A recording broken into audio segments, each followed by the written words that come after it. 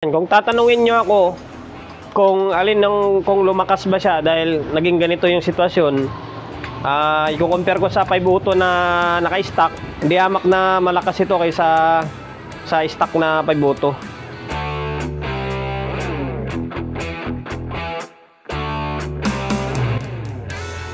Welcome to my vlog. Yun for today's video, Sunday OT muna tayo. Araw ng linggo, OT. Yung kasama ko si paring Michael. Sinonoy Wala kami mamaya. Pasabi ko mamaya pa tayo inom. Tiyaga muna kami sa Manggaw. Nauna yung pulutan kasi sa inumin. Ayun, bali meron nagdala rito sa atin na sikit mo na to, integrated AB concert na concert. Walang pangalan tanggal na rito. Concert siguro yan. AB 502 B. Shoutout sa may-ari nito. Yung may-ari nito ay yung nagdala rin ng 737 na ginawa ko ng video nung nakaraan.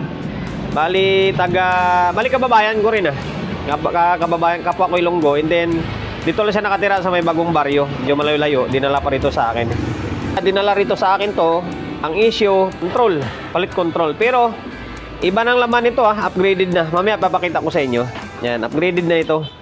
And then, parinig ko muna sa inyo na yun nga yung problema niya. Parang hindi na ako marunong mag-vlog ngayon Ayan, meron ng speaker na nakakabit yan O yan, ano yun? Maputok. Ayan, may nakakabit na, may input na. Ayan, speaker. Yung audio na gagamitin natin, dati kong cellphone. Ayan, pakinggan natin. Meron naman may hina.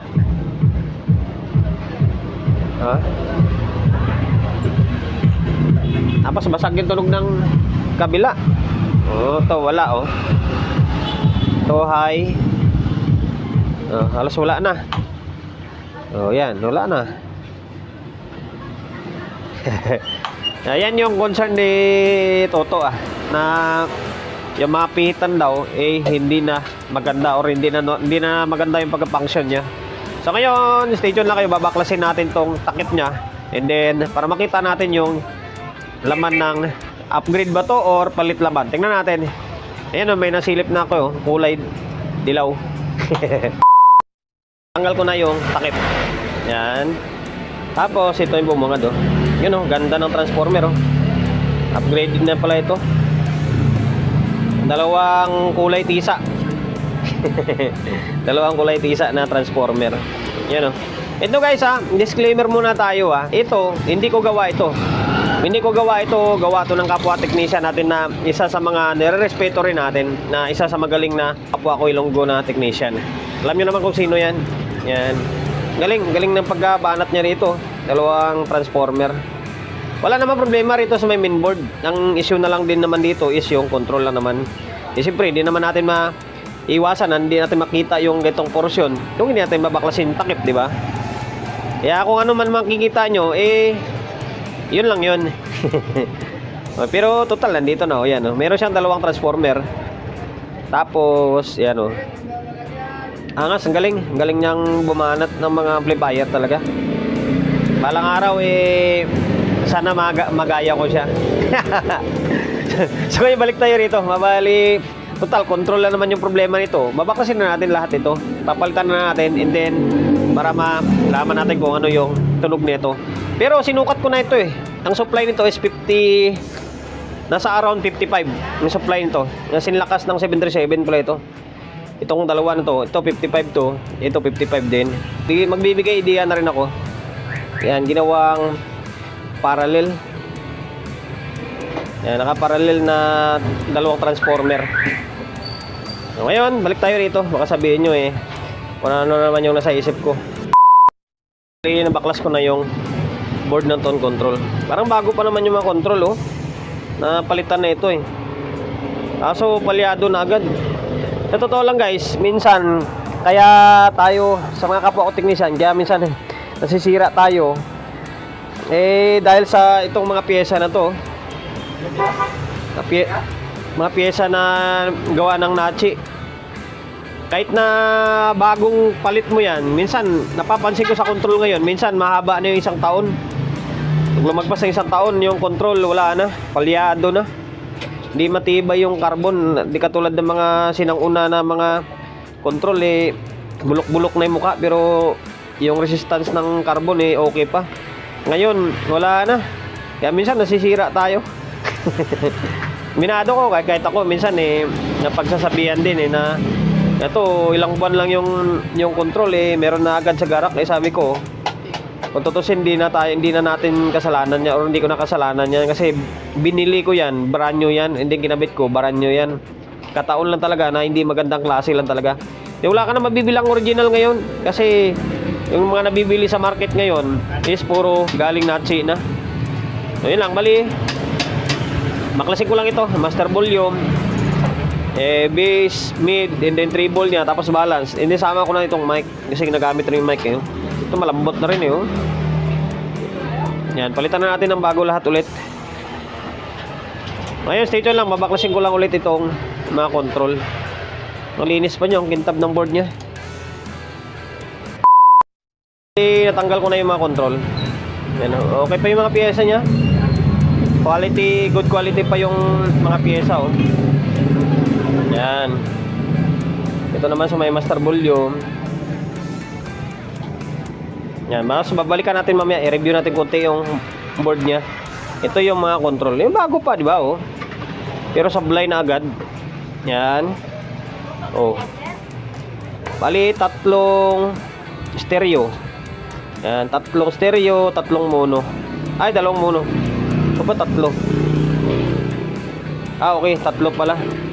Balance, and then mic echo, and then mic volume. Yan, tatlong mono. Tapos isang 8 pin para master volume niya. Ito. Yan, harap lang ako ng pamalit. So ngayon guys, ito, napalitan ko na ng bagong control. Yan, bago to ha, baka sabihin nyo luma. Yan, tingnan nyo, ito sa may mic section, mic, and then echo. Ito naman sa may bass, mid, and then treble nya. Tapos ito yung balance. Bago lahat yan, ito yung luma na pinangkakalas natin. Yan, tapos sa may master volume is bago na rin. Yan o, may kinang-kinang pa. Mag-focus ka. Yan, 50k lahat. Ito yung luma nyo. So ngayon, ibabalik ko lang ito. Babalik ko lang ito sa may casing. And then, para ma-audio test natin kung nanaway normal na. Ito, kunting brush pa to. Malikabok no. Naibalik ko na yung tone control dito sa may panel nya. Front panel, yan. Nakabalik na siya. Tapos, bagay, hindi ko pa natanggal itong speaker nya. And then, audio input natin eh. Tingnan natin kung magiging normal na yung tunog nya. Ayan, nag-relay na. Ang problema, may tumatawag sa cellphone ko. Yung audio eh, gagamitin natin eh. O sino man tumatawag yan, mamaya na. So ngayon, eto na, maandar na yung cellphone natin. Yan, meron na, normal na yung tunog oh. Ito 20 natin para hindi magpo-protect. Yan. Bahala ka dyan. Ayan, to 20 na.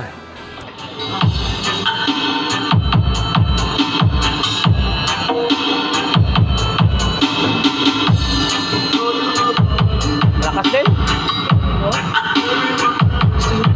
Isang tweeter, yan, tweeter na sa gilid. Tapos isang sub na, yan, automic.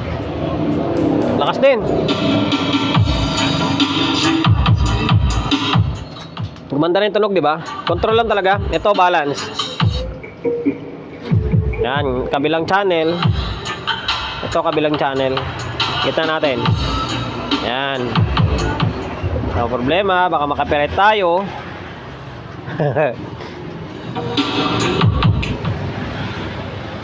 Okay na. Basta okay na yan. Nakakainin tayo ng copyright eh. Testing natin yung mic nya. Kuha ko ng mic. Ngayon, ito na yung maiwagang mic natin. Iba na yung maiwagang mic natin. Plastic na. Pero okay. Sound. Ba? Ayaw ah. On. Sound. Wala yatang control. Ayun. Ikaw pala eh. Bah, lakas ah. Check mic testing sound. Check. Test 1, 2, check. Okay. Angas ng tunog. Sound. Check mic testing sound. Check. Okay.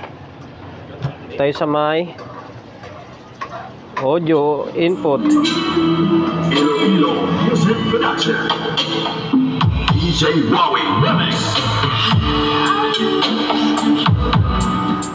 Yan, kung tatanungin nyo ako kung alin kung lumakas ba siya dahil naging ganito yung sitwasyon, i-compare ko sa 5 auto na naka-stock is di hamak. Hindi hamak na malakas ito kaysa sa stock na 5 auto. Balik tayo, may customer eh. Bayan. Sana pa ako kanina? Saan ako naputol kanina, Noy? Wala. Sa microphone, ayun. Umira. Ayun, okay na. Lumandar na eh. Pati yung mic, okay na rin. Babalik na lang yung knob nito. Babalik na lang ang knob. Tapos takpa na. Tapos na yung walang kwentang vlog natin. Tapos, sabi ko nga kanina na bago tayo magtapos, papakita ko muna sa inyo. Ayan, no? Yung output na ginamit is 5200 na. Malalaki na siya. Yan. Bali, tag 2 pairs pa rin naman siya. Pero malalaki na. Yan. Tapos yung cap niya is 80 volts na 10,000 microfarad. Ayan. Ayun lang guys. Hanggang dito na lang yung walang kwentang vlog natin. Okay na yan. Maandar na eh. Yun. At saka ako pala kanina yun. Sa stock. Kung ikukumpara sa stock against sa dito, hindi hamak na malakas talaga ito siyempre. Kasi iba na eh. Tingnan yung transformer nyo. Dalawa na oh. Tapos 5200 na. Upgraded na tawag dito. Ayun lang. Promotion bago tayo magtapos. Siyempre shop natin. Always on Laguna 24/7. Number 41 Don Julio Gregorio Street sa Oyo Road sa Oyo, Quezon City. Social media pages natin. So kung hindi pa nakapag-follow, paki-follow. And then siyempre paki-share ng mga walang kwentang video natin sa my Facebook, YouTube channel. So kung hindi pa nakapag-subscribe, paki-subscribe, like, share. And then siyempre paki-hit ng bell button sa gilid para updated tayo sa mga susunod na video na i-upload ko. Ingat, God bless, and then peace atin lahat.